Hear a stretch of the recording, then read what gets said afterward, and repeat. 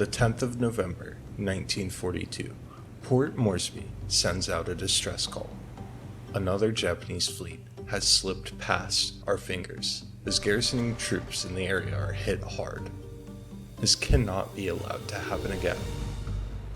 Luckily, the garrison reports no troops have landed and the situation stabilizes, but a strike so close to Australia has everyone on edge. Australian allies ask for reinforced defenses in the Coral Sea. We have no choice but to oblige, as an attack on one of our most major allies in this Pacific War would be deadly. Task Force 74 heeds the call. With mostly Anzac and British crews, this was not a surprise, though the cruiser force may come up against much superior forces. Task Force 38 offers assistance, sailing down the coast of Dutch New Guinea into the Arafura Sea. Hopefully, this will discourage any further attacks on the Australian holdings. The Japanese seem to be growing more and more bold with recent attacks. Aircraft have been noted traveling thousands of miles to strike our convoy fleets, though, with the loss of many of their well-trained pilots, American aviators have their kill counts grow with ease.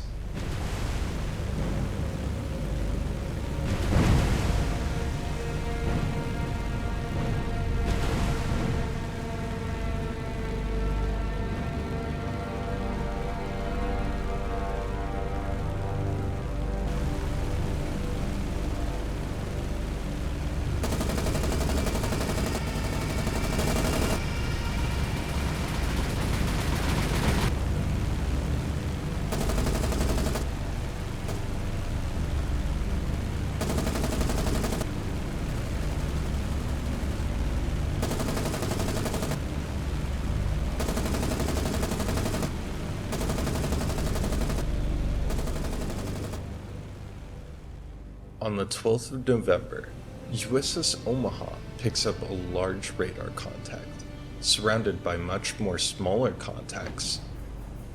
Suddenly, 18-inch shells rain from overhead. The convoy destined for playable has run into a battle fleet. They fire their guns defensively while laying smoke.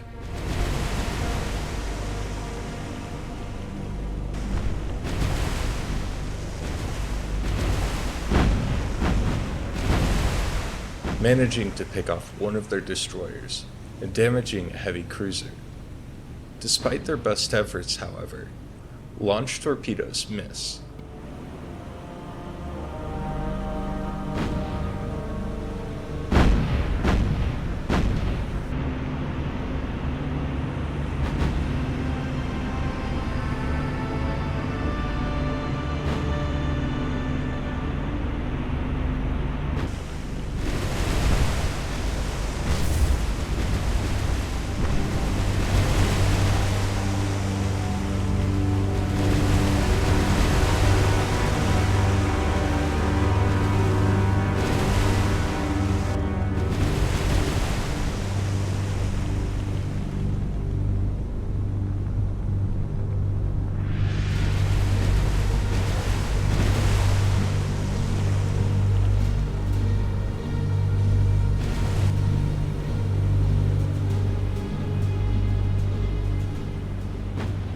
And all but 4 ships are sunk, though Omaha, Milwaukee, and their escorting destroyers saved the lives of over 1,000 men.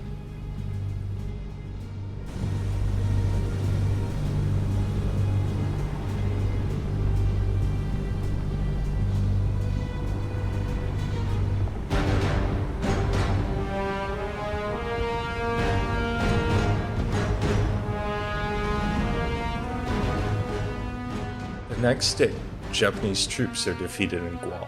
This being good news after the recent string of defeats is well received. Shipments of F-4U Corsairs and B-17s are received.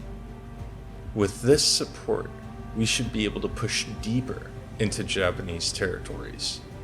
Though with that, Japan has had more than enough time to fortify its holdings on the British, Dutch, and American territories.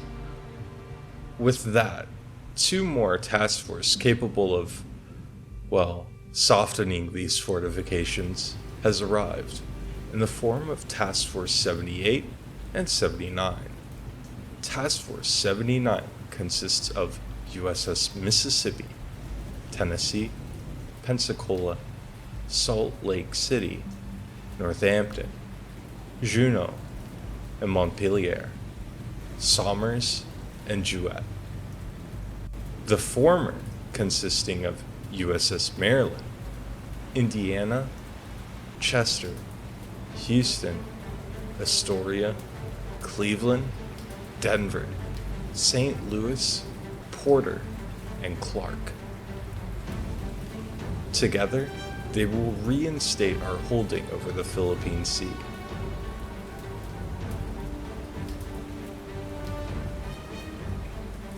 And just like that, Task Force 78 has their baptism by fire. Japanese planes launch like clockwork to attack the ships, hitting them with bombs, though it does little to stop them.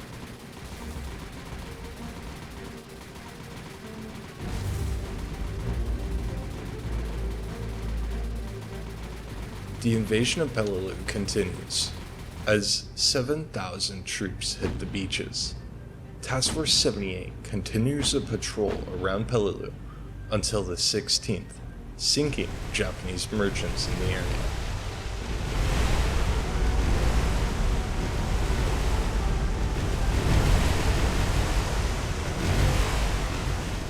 On the 17th, Japanese ships again breach our front line, bombarding Gevang's airfields. Aircraft the morning prior damaged the battleship, though not to a notable extent.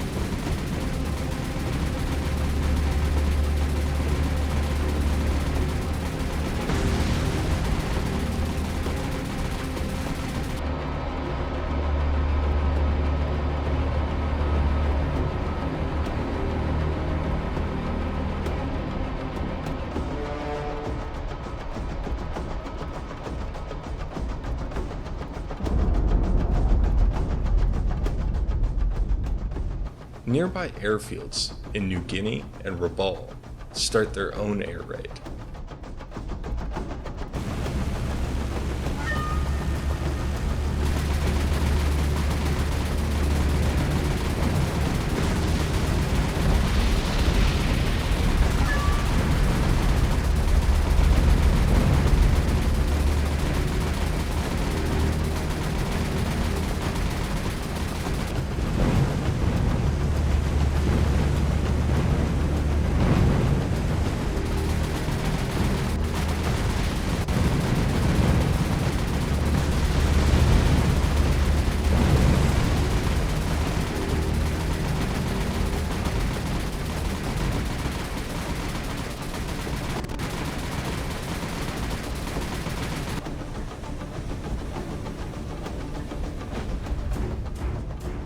However, most of the Anzac aircraft are stopped before even getting close to do significant damage to the Japanese battleships.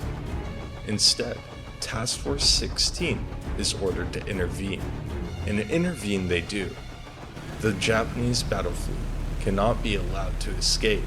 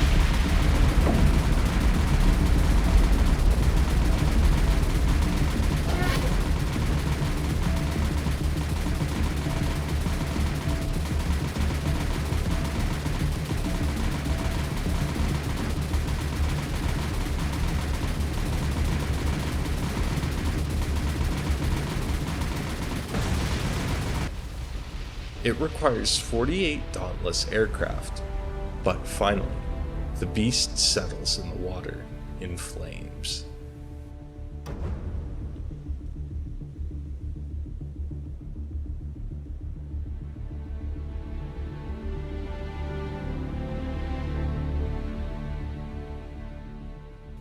Before the end of the video, I just want to make a small announcement. This will be the last video on my current PC before I make a new one. The new videos will be rendered in 1440p 60 FPS instead of the current 1080p 60 FPS, as well as the audio suite should get a decent upgrade, as is hopefully noticeable with this episode. When I started this series, I was pointed out to a couple of large issues with my narration. Now hopefully, with these upgrades, I can fulfill such standards, even with my rather small channel. I hope you enjoyed.